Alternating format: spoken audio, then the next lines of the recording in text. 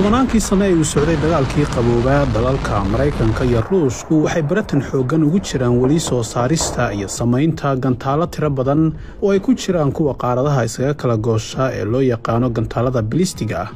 kuwaas oo qaadi kara madaxyada nukliyeerka iyo hubka kiimikada ah ee halista ah. tan iyo xilligaasna boqolaal kun oo ka mid ah gantaaladaas oo mid kasta oo ka mid ahi uu leeyahay astaamo, faa'iidooyin, hawlo iyo awood u gaara ayaa waxaa hubkan ku dhex jira gantaal magaciisa argagax ku riday xulufada NATO iyo weliba xarunta wasaaradda difaaca Mareykanka ee Pentagonka kuwaasoo awood u waayay inay soo saaraan hub la mid ah gantaalkan ama nidaam awood u leh inay kaga hortagaan gantaalkaasi. sanadkii 1961 ayayna ahayd markii midowgii hore ee Sofiyeeti uu baahi xilligaa jirtay awgeed uu bilaabay inuu samaysto gantaal awood u leh inuu gudaha si xoogan ugu galo hawada isla markaana cadowgiisa burburiyo gantaaladooda balistiga ah ee ka soo horjeeda. si loo dedejiyo dhamaystirka mashruucan si dhab ahna looga shaqeeyo horumarinta nidaamka gantaalaha difaaca ah ee Sofiyeetka ayuu sarkaalkii hore ee injineerka ahaa ee reer Ukraine Mikhail Yangel isaga oo tixraacaya nidaamkii hore ee gantaalaha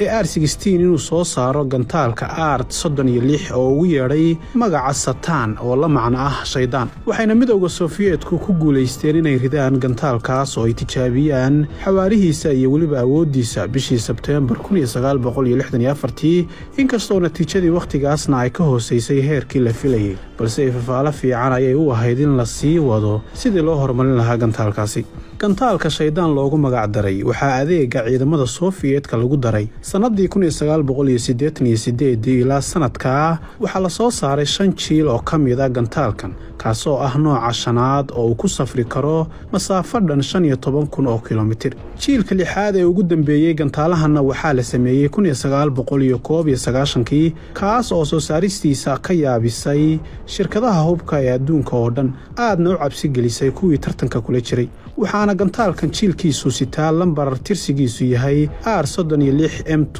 wuxuuna leeyahay awoodo farsamo iyo tiknoolajiyad sare oo halis ah. sidoo kale gantaalkan waxaa lagu tiriyaa mid ka mid ah gantaalada nukliyeerka ah ee qaaradaha isaga kala goosha kuwa ugu awooda badan uguna weyn waxaana marka uu bartilmaameedkiisa ku dhufto lagu gartaa qiiqa hawada sare isku shareeray oo daruuraha ka koreeya. dhanka kalena iyadoo maalmihii dambe ay sii xoogaysanayso inuu dhaco iska horimaad u dhexeeya Ruushka iyo NATO oo la xiriira xiisadda Ukraine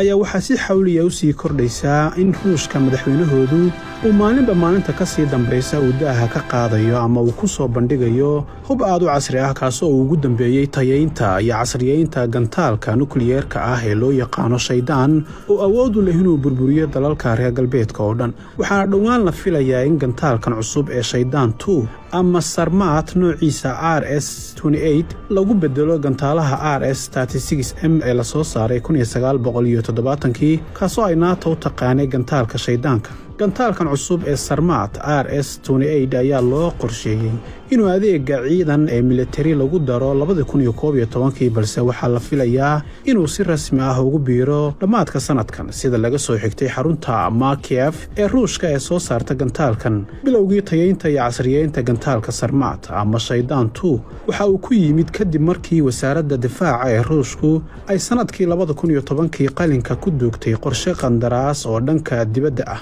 Sarmat ama gantaalada shaydaan 2 ee ay khubarada militarigu ku sifeeyeen inay awoodaan inay qiyaasaha militari iyo dagaalka istiraatiijiyadeed u rogaan dhanka Ruushka haddii ay fooda istaraan xulufada NATO ee ay hogaaminayso dowladda Mareykanku. sida laga soo xigtayna wargeyska Ingiriiska ee Telegraph gantaalka cusub ee shaydaan 2 waxa uu xawaarihiisu gaari karaa ilaa 16,000 oo mayl saacadiiba waxaana lagu xiri karaa ilaa 12 madax oo nukliyeera taasoo la macno ah in gantaalku awood u leeyahay inuu burburiyo bedka uu Ingiriisku ku fadhiyo.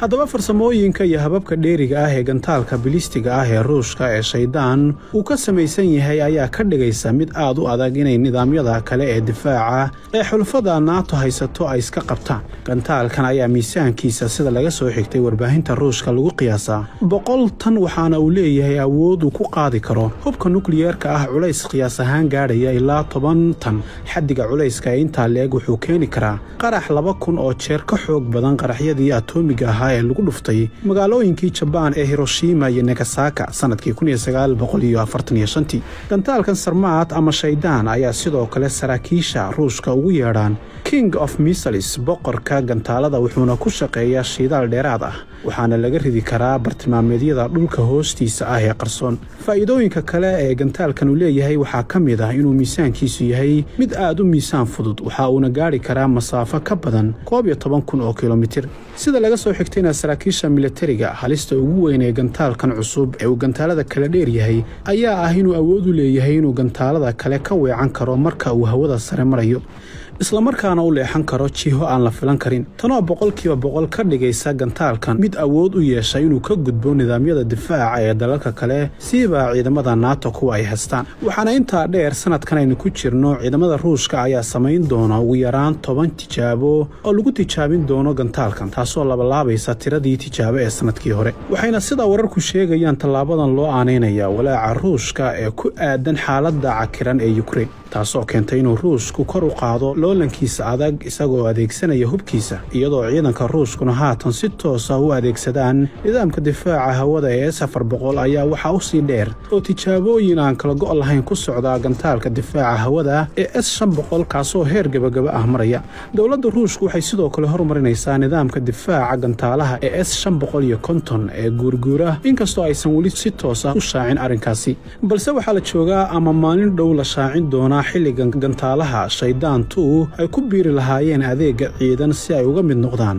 gantaalaha istiraatiijiga ah ee Ruushka. isagoo ka hadlaya arrinkan ayuu Jeneraal Karkeef yiri, sanadkan aynu ku jirno ee 2022 waxaynu qorsheynaynaa in gantaalada Sarmat ay bedeli doonaan nidaamkii hore ee Fofada. gantaalka Sarmat ama Shaydaan 2 waxa uu qaadi karaa 10 ilaa 15 madax oo mid kasta culayskiisu gaadhayo 10 tan. gantaalkuna waxa uu ku ridi karaa madaxyadaas meel kasta oo dunida ka mid ah, min waqooyi ilaa cidhifka koonfureed, wuxuuna bartilmaameedkiisa beegsadaa isaga oo ku socda xawaare gaadhaya ilaa 16,000 oo mayl saacadiiba, sida ay saraakiisha Ruushku sheegayaan. saraakiisha kale ee Ruushka ayaa intaasi ku daray gantaalku wuxuu awood u leeyahay inuu ka baxsado oo uu si dhaqso leh uga gamban karo gantaalada kale, taasoo ka dhigaysa inuu gudaha u geli karo nidaam kasta oo dunida yaala. saraakiisha dowladda Ruushka ayaa ballan qaaday inay sii wadi doonaan horumarinta hubkan ka midka ah hubka hypersoniga, kaasoo ku socda xawaare ka sareeya nidaam kasta oo difaac. taliyaha qaybta gantaalada istiraatiijiyadeed ee Ruushka ayaa isna dhankiisa ku daray mar kasta oo ay reer galbeedku helaan daldaloolo ay uga hortagaan gantaalada yada hypersoniga ah, waxaa markaa muhiim ah inaan ka arinsano tallaabadan annaga oo soo saarayna hub ka dheereeya ama ka awood badan hubkooda. khubarada adduunka ee falanqeeya siyaasadaha reer galbeedka ayaa tallaabada Ruushku ku soo bandhigay gantaalkiisa Shaydaan iyo kuwa kale oo cusub ee argagax leh u arka mid uu madaxweyne Putin ku muujinayo cududiisa militari, balse qaar kale ayaa aaminsan in madaxweynaha Ruushku aan waqtigan marnaba ka joogsan doonin inuu ka tallaabo khadkiisa casa ee hore ururka NATO uu hogaaminayo Mareykanku u dhigeen. warbaahinta Ruushka ayaana in muddo ah muujinaysa in Putin uusan marnaba ogolayn arrimaha ka socda NATO ee ay ku jirto inay Ukraine ku biirto isbahaysiga NATO, taasoo haddii ay dhacdo suurtagelin karta dagaalka saddexaad ee adduunka iyo weliba duulaan Ruushku ku galo dalka Ukraine. waana tan maanta ugu hadalhaynta badan ee caalamka oo dhan laga hadalhayo, gaar ahaan kadib markii madaxweynaha Ruushka Putin iyo dhigiisa Mareykanka ay ku guuldareysteen inay dejiyaan xiisadihii maalmahan ka aloosanaa qaaradda Yurub iyo weliba guud ahaan caalamka oo dhan.